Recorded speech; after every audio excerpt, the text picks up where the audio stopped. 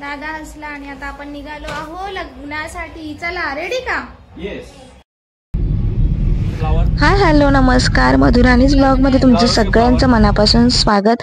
काल आम्ही गेलेलो होतो, यांच्या मित्राच्या मुलाचं लग्न होतं आणि कालचा व्हिडिओ खूप लॉंग झाला असता, त्यामुळे काल शेअर केलं नाही आणि शेअर करण्यासारखी गोष्ट होती म्हणून हा व्हिडिओ तुमच्यासोबत शेअर करते। लग्न खूप छान झालं आणि या लग्नामध्ये ना गेल्याचं एकतर आहे ना, मित्राचं वगैरे असं कुणाचं लग्न असलं तर नातेवाईक आपल्या ओळखीचे नसतात आणि त्यामुळे आपल्याला बरंच कंटाळवाणं होतं। पण ही नवरी नवरदेवाची एंट्री बघून खूप छान वाटलं।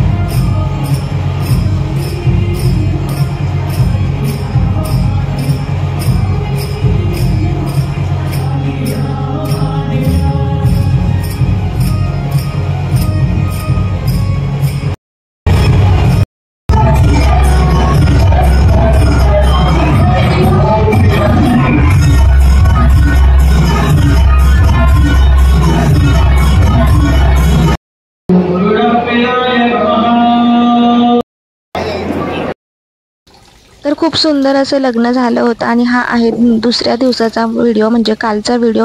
जितक्या काही लग्नामध्ये साड्या वापरल्या ना त्या सगळ्या मी वॉश केल्या होत्या क्लिनिक प्लस शॅम्पूमध्ये. बाहेर मोकळी जागा आहे तिथे.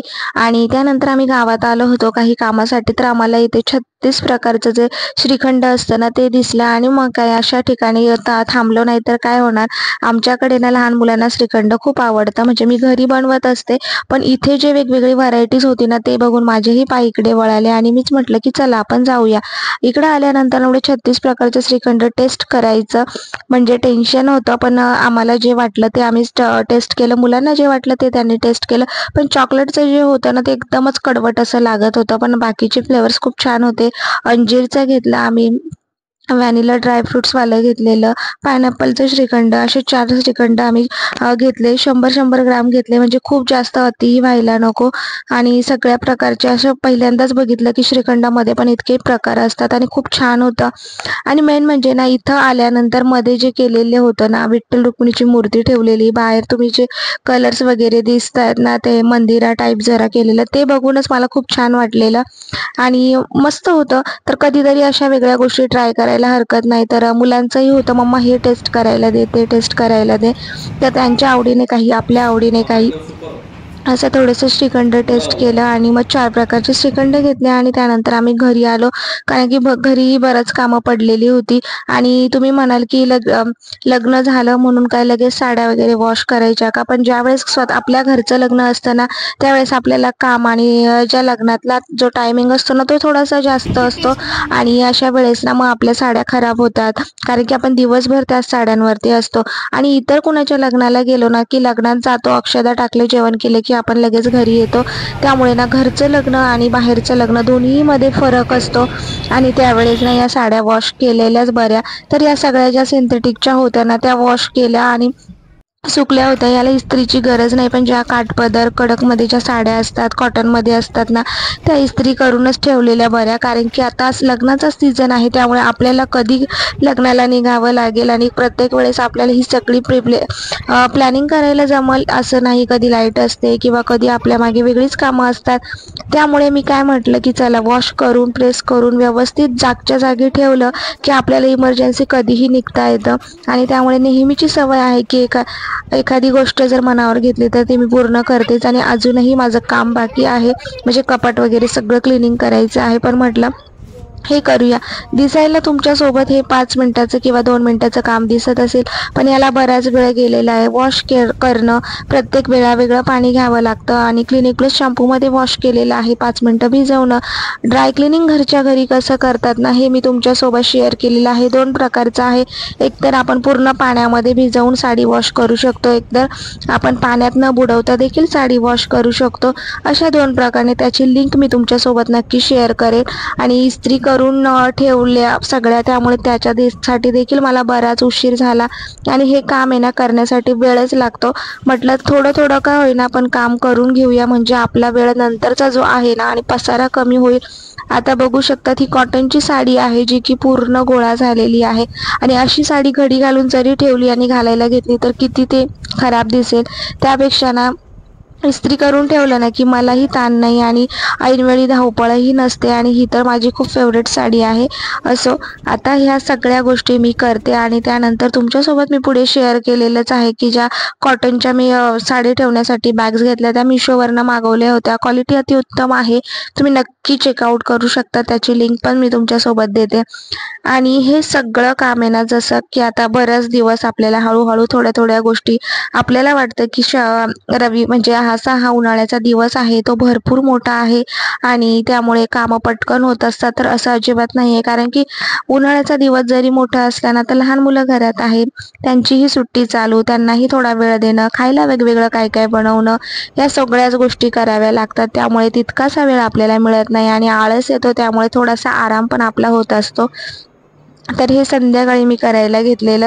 तर बघू शकता सगळ्या साड्या व्यवस्थित छान प्रेस झाल्यात, पेटीकोट व्यवस्थित प्रेस झाले, ब्लाऊज पण प्रेस करून ठेवले. सगळा सेटअप व्यवस्थित करून या ज्या कॉटनच्या बॅग्स आहेत ना यामध्ये ठेवते, म्हणजे कपाटात ठेवायलाही अगदी सोपं जातं आणि आपली जी वस्तू आहे ना ती आपल्याला बरेच दिवस टिकते. आपण जितकी त्याची काळजी घेऊ तितकी ती वस्तू ही आपल्याला छानशी बघायला मिळते आणि यूज करायलाही मिळते. सो असं सगळं काही होतं. तर तुम्हाला आजचा व्हिडिओ आवडला असेल तर लाईक शेअर सबस्क्राईब करा आणि जे कोणी नवीन असेल ना तर त्यांनी सबस्क्राईब करा, कमेंट करा आणि तुम्हाला आवडत असेल तुमच्या मैत्रिणींना, रिलेटिव्सला नक्की शेअर करा. चला तर मग भेटूया पुन्हा एकदा एका नवीन व्लॉगमध्ये आणि उद्याही तुमच्यासोबत असंच काहीसं थोडंसं वेगळ्या गोष्टी मी तुमच्यासोबत शेअर करणार आहेतच.